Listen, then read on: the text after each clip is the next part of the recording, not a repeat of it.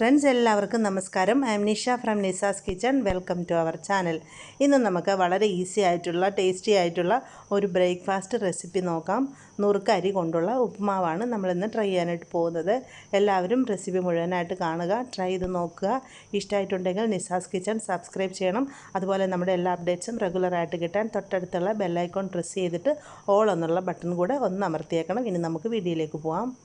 ആവശ്യമായിട്ടുള്ള ഇൻഗ്രീഡിയൻസ് എന്തൊക്കെയാണെന്ന് നോക്കാം. നുറുക്കരി, അതായത് പൊടിയരി 1 കപ്പ്, ചെറിയ ഉള്ളി അരിഞ്ഞെടുത്തത് 8 എണ്ണം, പച്ചമുളക് 2 എണ്ണം, ഒരു ചെറിയ കഷ്ണം ഇഞ്ചി, കറിവേപ്പില 2 തണ്ട്, ഉണക്കമുളക് 2 എണ്ണം, തേങ്ങ ചുരണ്ടിയെടുത്തത് 1 മുറി, ഉഴുന്ന് പരിപ്പ് 1/2 ടീസ്പൂൺ, കടുക് 1 ടീസ്പൂൺ, ഉപ്പ് പാകത്തിന്, വെളിച്ചെണ്ണ ആവശ്യത്തിന്. ഇനി നമുക്കിതിൻ്റെ പ്രിപ്പറേഷൻ നോക്കാം.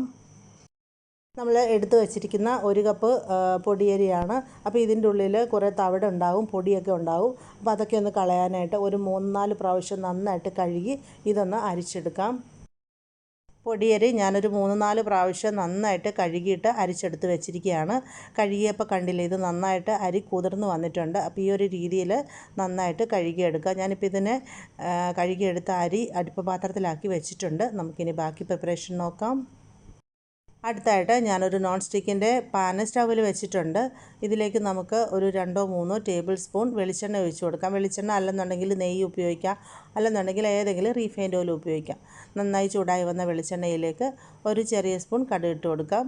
നമ്മൾ സാധാരണ ഉപ്മാവ് ഉണ്ടാക്കുന്ന ആ ഒരു രീതിയിൽ തന്നെയാണ് ഇത് നമ്മൾ റെഡിയാക്കുന്നത്. കടുകെല്ലാം നന്നായിട്ട് പൊട്ടിത്തീരുന്നത് വരെ വെയിറ്റ് ചെയ്യാം. ഇപ്പോൾ കടുകെല്ലാം നന്നായി പൊട്ടി വന്നിട്ടുണ്ട്. ഇതിലേക്കൊരു 1/2 ടീസ്പൂൺ ഉഴുന്ന് പരിപ്പ് ചേർക്കാം. മിക്സാക്കി കൊടുക്കുക. ഉഴുന്ന് പരിപ്പ് കരിഞ്ഞു പോകാതെ ചെറിയ തീയിലിട്ടിട്ട് ഇടയ്ക്കൊന്ന് മിക്സാക്കി കൊടുക്കുക. ഇത് നന്നായിട്ടൊന്ന് മൂത്ത് വരുന്നത് വരെ വെയിറ്റ് ചെയ്യാം. ഇപ്പോൾ ഉഴുന്ന് പരിപ്പിൻ്റെ ആ ഒരു കളറൊക്കെ ഒന്ന് മാറി വന്നിട്ടുണ്ട്. ഇനി നമുക്ക് അടുത്തതായിട്ട് ഇതിലേക്ക് അരിഞ്ഞു വെച്ചിരിക്കുന്ന ഇൻഗ്രീഡിയൻസ് എല്ലാം കൂടെ ഇട്ട് കൊടുക്കാം. ചെറിയ ഉള്ളി അരിഞ്ഞത്, പച്ചമുളക് അരിഞ്ഞത്, ഇഞ്ചി ചെറുതായിട്ട് നുറുക്കിയെടുത്തത്, പിന്നെ 2 ഉണക്കമുളക് എടുത്തിട്ടുണ്ട്. അത് ഇതേപോലെ ഒന്ന് 2-3 ആയിട്ട് കട്ട് ചെയ്ത ശേഷം ഇടുക. പിന്നെ ഒരു 2 തണ്ട് കറിവേപ്പില കൂടെ ചേർത്ത് കൊടുക്കാം. ഇനി ഇതെല്ലാം കൂടെ നമുക്ക് നന്നായിട്ടൊന്ന് വഴറ്റിയെടുക്കാം. ഇടവിട്ട് മിക്സ് ചെയ്തെടുത്തുകൊണ്ട് നന്നായിട്ട് വഴറ്റിയെടുക്കാം.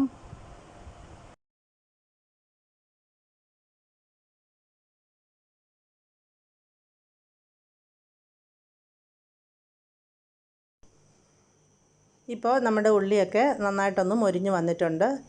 അപ്പോൾ ഈ ഒരു രീതിയിൽ വേണം ഇതിനെ മൊരിയിച്ചെടുക്കാനായിട്ട്.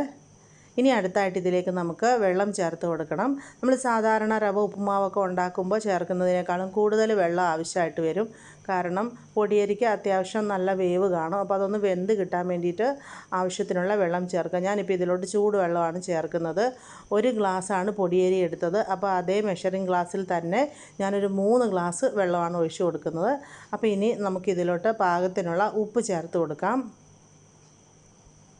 ഉപ്പുമാവിന് നമ്മൾ വെള്ളത്തിലേക്ക് ഉപ്പ് ചേർക്കുമ്പോൾ ഒന്ന് ടേസ്റ്റ് ചെയ്ത് നോക്കിയിട്ട് ഉപ്പിൻ്റെ ആ ഒരു ടേസ്റ്റ് കുറച്ച് മുന്നിട്ട് നിൽക്കണം. എന്നാലേ നമ്മുടെ ഉപ്പുമാവ് വെന്ത് വരുമ്പോൾ പാകത്തിനുള്ള ഉപ്പ് കാണുകയുള്ളൂ. അതേസമയം ഉപ്പ് കൂടിപ്പോകാതെ സൂക്ഷിക്കണം. ഇനി നമുക്കിത് നന്നായിട്ടൊന്ന് തിളച്ച് വരാൻ വേണ്ടിയിട്ട് വെയിറ്റ് ചെയ്യാം. ഇത് പെട്ടെന്നൊന്ന് തിളച്ച് വരാൻ വേണ്ടിയിട്ട് ഞാൻ അടച്ചു വെച്ചിട്ടുണ്ടായിരുന്നു. അടുപ്പ് മാറ്റി നോക്കാം. ഇപ്പോൾ ഉപ്പുമാവിൻ്റെ വെള്ളം നന്നായിട്ട് തിളച്ച് വന്നിട്ടുണ്ട്. ഇനി നമുക്കിതിലോട്ട് നമ്മൾ കഴുകി വെച്ചിരിക്കുന്ന നുറുക്കരി ഇട്ട് കൊടുക്കാം.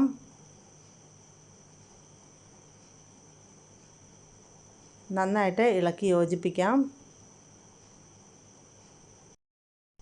നമുക്കിതിനെ മൂടി വെച്ച് ഒരു മീഡിയം ഹീറ്റിൽ 10 തൊട്ട് 15 മിനിറ്റ് വരെ കുക്ക് ചെയ്യാം.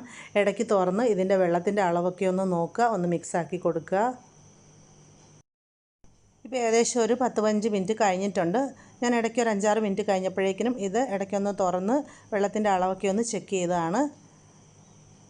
ഒന്ന് മിക്സാക്കി കൊടുക്കാം. ഇപ്പോൾ കണ്ടില്ലേ, ഇതിൻ്റെ വെള്ളമൊക്കെ നന്നായിട്ട് വറ്റി വന്നിട്ടുണ്ട്. ഇളക്കിയിട്ട് കൊടുത്തതിന് ശേഷം ഉപ്പുമാവിൻ്റെ വേവൊന്ന് നോക്കാം.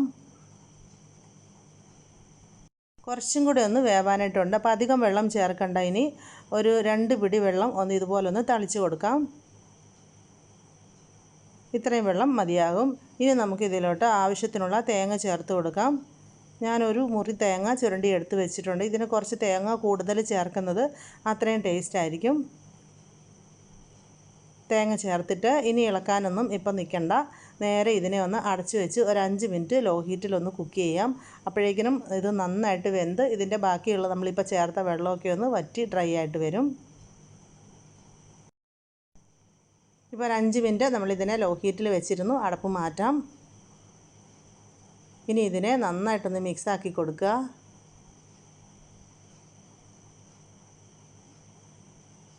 ഒരു 2-3 മിനിറ്റും കൂടെ ഇതിനെ ഇതുപോലെ തുറന്ന് വെച്ച് ഇതിൻ്റെ ഉള്ളിലെ ആ വെള്ളമൊക്കെ ഒന്ന് നന്നായിട്ട് ഡ്രൈ ആയിട്ട് വരുന്നത് വരെ ഇടവിട്ടൊന്ന് മിക്സാക്കി കൊടുത്തുകൊണ്ടിരിക്കാം.